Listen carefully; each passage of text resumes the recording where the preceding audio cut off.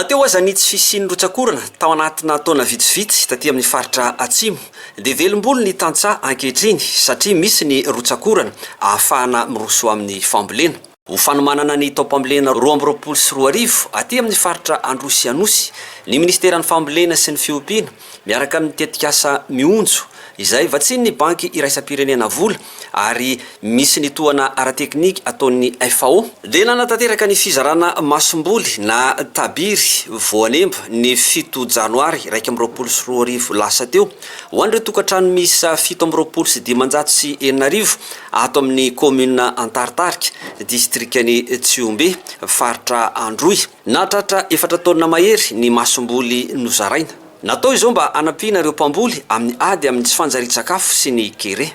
Tanjona ho an'ny tetikasa mionjo ny anoana tokantrano miisa 5 alina avy amin'ireo faritra 3 iasany ary vokatra hatrany amin'ny 7,000 taona no andrasana. Samy anaovana izao fanohanana izao avokoa mba ananana vokatra hiatrehana ny volana ho avy fa ary tsy ny volana ho avy ihany fa ny tandrona izay apetraky ny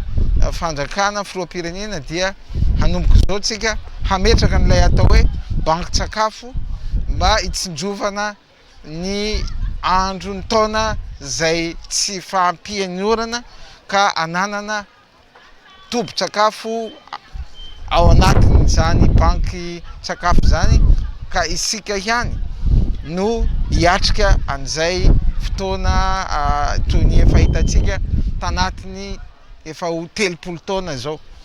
Zany hoe manomboka zao zany tsika dia tsy hoe ho avy sanatria ny taona afaka 2 taona na afaka 3 taona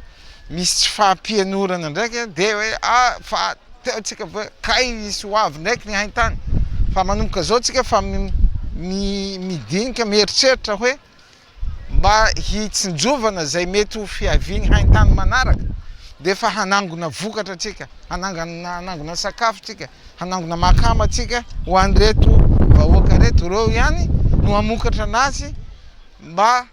hafany manana an'izay hotsinjovana ny ho avy zay. Ankoatra ny fanampiana amin'ny masomboly dia isy ihany koa ny ezaka ataon'ny ministeran'ny fambolena sy ny fiompiana amin'ny alalan'ny fandaran'asa defi aty amin'ny faritra atsimo amin'ny fiasana ny tany amin'ny fampiasana ny traktera. Efa ao anatin'ny fanaovana ny fifanarahana amina orinasa lehibe ny ministeran'ny fambolena mba hividianantsika traktera. Efa nisy ihany teo aloha izay napetraka tamin'ireo fitaliavam-paritra sy ny fambolena sy ny fiompiana fa saingy tsy ampy, misy koa ny efa antitra ka dia isy zany ny fihazoantsika an'ireo fividianantsika an'ireo mety afaka volana vitsivitsy dia isy ny fitsinjarana an'izay any amin'ireo fitaliavam-paritra mba hanampiany ny ireo tantsaha amin'ny fanaovana ny fikarakarana ny tany amin'izany fampiasana traktera zany. Itoy any amin'ny commune Ifotaka faritra Anosy izao ezaka fanohanana ny fianakaviana mpamboly izao.